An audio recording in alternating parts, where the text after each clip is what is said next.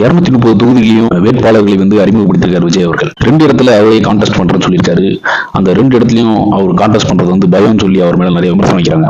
எங்க அண்ணனுக்கு எந்த பயமும் கிடையாது, 2 இடத்துலயும் எம்எல்ஏ ஆவாரு, 2 இடத்துலயும் அவரு வெற்றியை பதிவு செய்வாரு. வாங்க நம்ம வீடியோக்குள்ள போலாம். அதுக்கு முன்னாடி சேனலை சப்ஸ்கிரைப் பண்ணலாம், சப்ஸ்கிரைப் பண்ணிக்கோங்க. என்னடா தற்கொலை மாதிரி 230 தொகுதின்றான், 2 இடத்துலயும் எங்க அண்ணன் எம்எல்ஏ ஆவான்றான் அப்படின்லாம் நீங்க நினைச்சு ஃபீல் பண்ணீங்கன்னா அது உங்களுக்கான கண்டென்ட் இல்ல, உத்தரப்பிரதேஷ்கான கண்டென்ட்.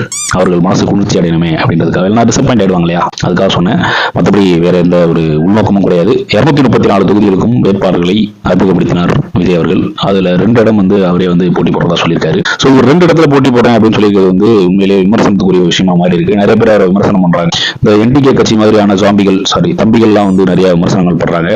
அதை நம்மளால புரிஞ்சுக்க முடியுது. ஒரு தாழ்ப்புணர்ச்சி அவங்களுக்குள்ள இருக்கதான் செய்யும். ஊபிகள் வந்து அந்த மாதிரி சொன்னா ஒரு நாகரிகமற்ற முறையில் ஆயிடும். உடன்பிறப்புகள் வந்து அவர் பயத்துல தான் பண்றாரு, அச்சத்துல தான் வந்து 2 இடத்துல போட்டி போடுறாரு அப்படின்னு சொல்றாங்க. ஸோ நீங்க என்ன நினைக்கிறீங்க? உண்மையிலேயே விஜய் அச்சத்துல தான் போட்டி போடுறாரா 2 இடத்துல அப்படின்னு சொல்லி கீழே கமெண்ட்ல போடுங்க. பட் எனக்கு என்னவோ அப்படி தோணல. ரொம்ப கான்பிடென்டா போடுற மாதிரி தான் இருக்கு. 2 இடத்துலயுமே வந்து சண்டை செஞ்சிருவோம் அப்படின்ற ஒரு முடிவுல தான் இறங்கியிருக்காப்புல. ஸோ அவர் 2 இடத்துல போடுறது வந்து மேபி உங்களுக்கு பயமா தெரியலாம், எனக்கு அப்படி தெரியல. அவரோட பொட்டன்ஷியலை செக் பண்றாரோ அப்படின்னு நான் ஃபீல் பண்றேன். உங்களோட அச்சம் எதுல தெரியுது தெரியுமா?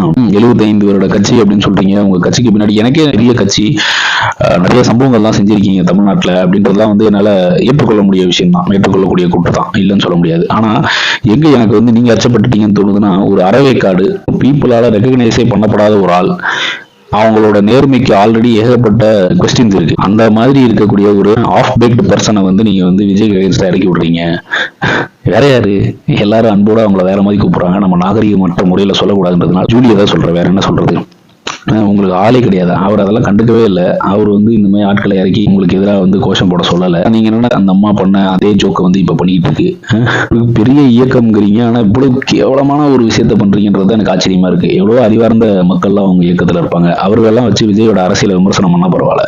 ஒரு ஆஃப் பேக்டு மக்களால், நான் சொல்லலைங்க, மக்களால் சமூக ஊடகங்கள்ல ரொம்ப ஈஸியா அரமெண்டல்னு சொல்லக்கூடிய ஒரு ஆளை வச்சுக்கிட்டு அது கண்டிப்பா ஒரு அட்வைஸா கூட இருக்கலாம். இந்த உடன்பிறப்புகள்லாம் ஜூலியோட வீடியோ ஷேர் பண்றதோ இல்ல ஜூலி பேசுறதெல்லாம் பெருமையாவே எடுத்துட்டு இருந்தீங்கன்னா உங்க கட்சிக்கு ஓட்டு இன்னும் கொஞ்சம் கம்மியாகுதுன்னு தான் நினைக்கணும். நீங்க அது ஒரு நாளும் ஓட்டு உங்களுக்கு ஜாஸ்தி பண்ண போறது கிடையாது.